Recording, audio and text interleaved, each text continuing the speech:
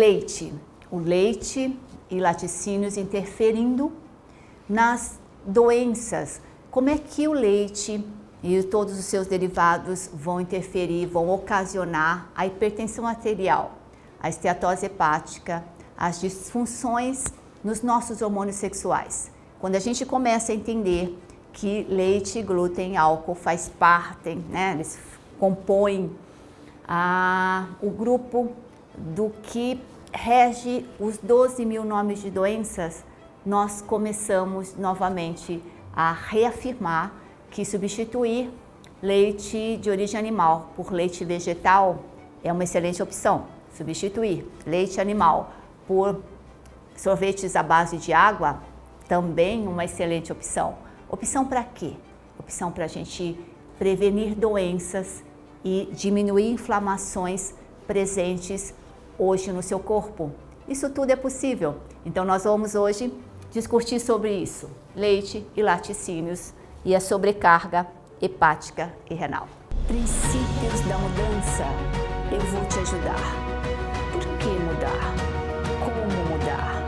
Entender as causas e o que mudar. O leite e seus laticínios, vamos lembrar sempre assim: doutora, eu não tomo leite, mas eu como como se diz? Os derivados, os laticínios.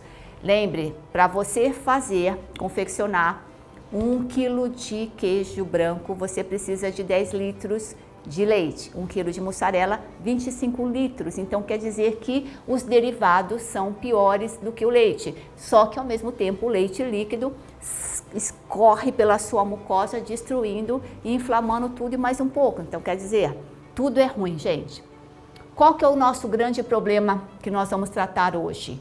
Porque o leite implica diversos problemas. Mas no vídeo de hoje nós vamos falar desse consumo excessivo de proteínas do leite animal, ocasionando a sobrecarga do fígado e dos rins. Quais proteínas estão presentes no leite de uma vaca? 80% da proteína presente é a proteína caseína. Por isso que o leite de vaca ele se torna muito comercial, porque quando você tem presente 80% da caseína, caseína vem da palavra latim caseus, massa esbranquiçada. Então, essa proteína e 16% de beta-lactoglobulina, essa beta-lactoglobulina, ela realmente não é digerida. A caseína, ela é mal digerida. Então, a alfa-lactoalbumina, que é 4% apenas, essa nosso corpo consegue digerir. Mas a beta-lactoglobulina, que não é digerida de jeito nenhum, equivale a 16%.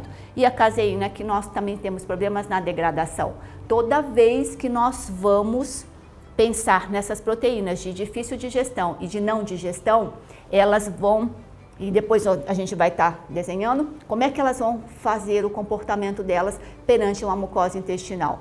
E aonde nós temos essas proteínas presentes, porque ela faz parte, a caseína, ela tem o valor comercial e ela colocada dentro de uma receita, ela torna a receita mais gostosa, um paladar que você quer mais e ela fica também, junto com o glúten, uma crocância melhor.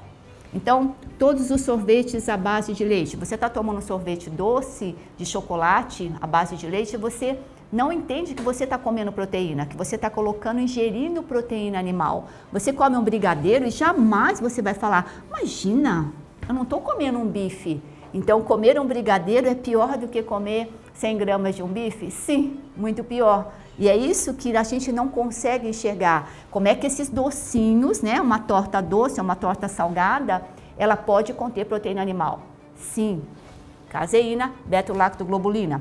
Os pudins de leite, os biscoitos, os bolos, aí eu coloquei aqui, etc. Olha o rótulo. Se no rótulo vocês vão perceber que até, infelizmente, em muitos dos biscoitos de polvilho tem a presença da caseína. Por isso que o biscoito de polvilho ele tem que estar escrito, sem glúten e sem leite, porque isso daqui é comercial, faz ficar mais gostoso, mais viciante e barateia, fica um pouco mais barato.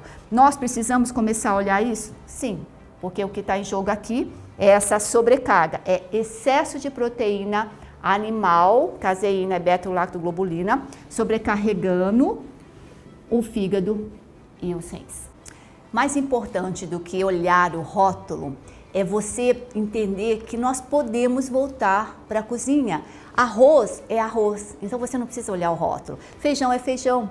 Gente, eu consigo cozinhar. Eu não faço todos os dias, mas sábado e domingo eu cozinho sempre. Ou eu faço uma marmita, né? Faço um pouco mais, congelo e vou usando. Hoje mesmo, na hora do almoço, foi a comida que eu fiz ontem, no domingo. Então, quer dizer, nós precisamos cozinhar, voltar para esse hábito de cozinha. Não tem desculpa, se eu tenho tempo, você também tem. Tudo começa no intestino. Essas proteínas do leite da vaca, caseína, beta-lactoglobulina, ela funciona, olha, essa primeira parte, uma mucosa intestinal saudável, né, as velocidades todas bonitinhas. E depois, uma mucosa intestinal comprometida, toda alterada. Pensem nesse espaço como o espaço o intestinal, como se diz, a luz do intestino, que começa pela boca, esôfago, estômago, intestino delgado, depois intestino grosso. Quando chega nos intestinos, partículas de comida restante, proteínas mal digeridas, ou da caseína, ou proteínas não digeridas, da beta-lactoglobulina. Essas proteínas, elas vão começar a agredir essa mucosa. Toxinas presentes em alimentos diversos, em águas, as drogas, medicamentos, álcool, os patógenos, as contaminações, né? Nós comemos, e lembre-se que eu sempre falo isso para vocês, que comer um pedacinho de queijo branco equivale a lamber o chão, né? Por muitos e muitos metros. Então, nós introduzimos os patógenos, por quê? Porque, infelizmente, o queijo, se vocês forem observar como é que se confecciona um queijo branco e quais são as normas, vocês vão ficar horrorizados também. Olhem com olhos de microscopia eletrônica. Eu penso assim, eu estudo, não é pensamento, e sim estudo. E um mau funcionamento do fígado. Toda vez que nós colocamos essa mucosa do intestino perante todas essas agressões, e ainda mais um fígado que água mole em pedra dura, tanto bate até que fura, acaba não funcionando muito bem, nós vamos ter essa relação. Eu tenho uma defesa, 80% do nosso, Deus coloca 80% da nossa defesa no intestino, porque nós estamos constantemente sendo atacados por isso, por esses fatores. Aí chega um momento onde o revestimento desse intestino está comprometido e macromoléculas acabam penetrando, porque nós não temos mais essa proteção da mucosa, acaba penetrando para o lúmen, para a corrente sanguínea, e as bactérias também. Isso vai fazer com que aconteça uma inflamação a nível de intestino e nos demais órgãos. O primeiro órgão a passar pelo intestino seria o fígado.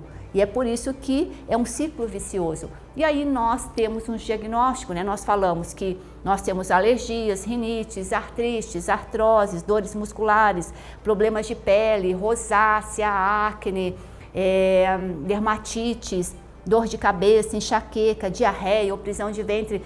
Quer dizer, esse é um processo que acaba acontecendo devido a esse consumo diário e constante no café da manhã, no almoço e na janta. Se vocês ficarem lúcidos e tomarem uma consciência e olhar como é que são feitos os alimentos, é por isso que eu sempre digo, quando a gente começa a cozinhar, eu faço tudo na minha casa, eu faço bolo, eu faço torta, eu faço frituras, mas eu faço isso usando ou leite vegetal na receita, uso os ovos e uso uma farinha que não tenha glúten.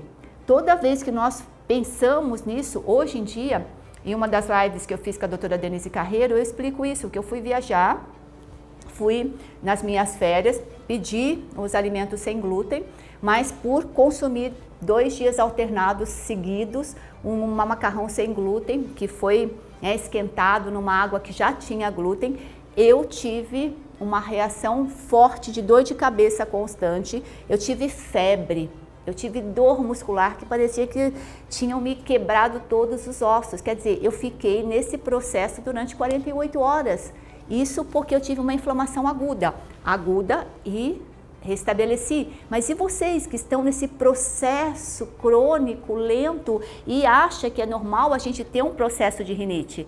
Quando nós mantemos uma inflamação a nível de seios frontal, maxilar ou frontal, essa presença da inflamação vai ser o fator com que você não consiga fazer uma regulação da temperatura do ar que entra no seu organismo, você não vai conseguir diminuir, né, ou regular a temperatura do líquor que é feita a nível de cérebro, e você não vai ter o seu sono restabelecedor, o famoso sono REM. Quando nós não temos o nosso sono restabelecedor, nós vamos ter diversos problemas. Para você que é homem, um dos primeiros problemas que você vai começar a perceber é uma falta de ereção peniana. Quer dizer que comer proteína animal, comer brigadeiro, leva no final de tudo a um problema de ereção peniana? Sim, e é por isso que quando nós olhamos os meninos, os homens, com um abdômen muito distendido, né, que vocês chamam de estômago alto. Não é estômago alto, é um fígado sendo agredido. Todo órgão agredido responde aumentando de tamanho. Quando esse fígado está sendo agredido, ele também vai diminuir as suas energias para a produção de hormônios sexuais, né, os hormônios masculinos. Então, o que ele acaba fazendo? Ele baixa a sua libido, ele já não tem os picos de ereção e a coisa acontece. Quer dizer, tudo está relacionado. Onde a gente precisa ter o diagnóstico? Nós precisamos saber do início. Esse intestino se refaz de 3 em 3 meses. Por isso que a nossa orientação, 100 dias, 100%, zero leite, zero glúten, zero álcool. O álcool corrói essas entranhas. Você vai conseguir pegar uma mucosa desse sentido e voltar para uma mucosa melhor. Tem que parar de agredir e tem que, sem dúvida nenhuma, que restabelecer a função do intestino. Aí vale a pena pensar em entrar com probiótico, com uma suplementação com zinco, com magnésio. Por isso que a nossa orientação de suplementação básica, ela acontece sempre, né? Eu tomo desde 2008. Eu só mudo a composição dos lactobacilos. Por quê? Porque de 6 em 6 meses, 3 cepas fica um preço agradável, bom, e a gente vai modificando essa população de bactérias que tem. Mas antes de suplementar, eu preciso também parar de agredir. 100 dias, 100%, zero leite, zero glúten, essa intenção, voltar a ter um intestino com revestimento saudável. O triângulo da saúde. Qualquer pensamento em recuperação de uma saúde física, nós podemos partir desse princípio básico, aonde, olha isso, a boca, o seu livre-arbítrio, você decide, você entende, você compreende o porquê não comer leite, não comer glúten, não tomar álcool, porque tudo começa pela boca. A boca, então, mais água, menos glúten, menos leite e menos zero, né? Álcool. Isso vai limpar os rins vão limpar o fígado e o fígado vai limpar a boca. É assim que funciona. É por isso que nós sempre dizemos assim, o fígado é o órgão que mais aceita porrada, né, sacanagem, mas ele trabalha em péssimas condições. Nós vamos tratar sobre o fígado nos nossos próximos vídeos.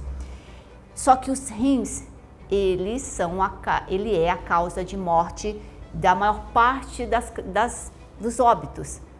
Insuficiência renal é a causa morte que mais abundante nós temos no mundo.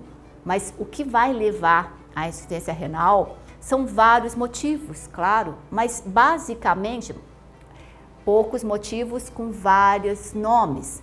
Basicamente começa por aqui, ó. Nós estamos no controle da nossa saúde. Basta apenas acionar o botão do stop, de parar. Então eu tenho que tomar os meus 3 a 4 litros d'água até as 7 horas da noite. Eu tenho que zerar glúten, tenho que zerar leite, mas principalmente zerar o meu álcool. E vocês sabem como o álcool faz mal para os rins, ele inibe. Você bebe o álcool e ele inibe o hormônio antidiurético, fica fazendo xixi. Imagina como é que esse sistema vai ser maléfico. Proteína caseína, proteína lactoglobulina sobrecarrega o fígado e os rins pela produção de toda vez que nós digerimos proteína. Essa proteína vai para o fígado transforma em amônia.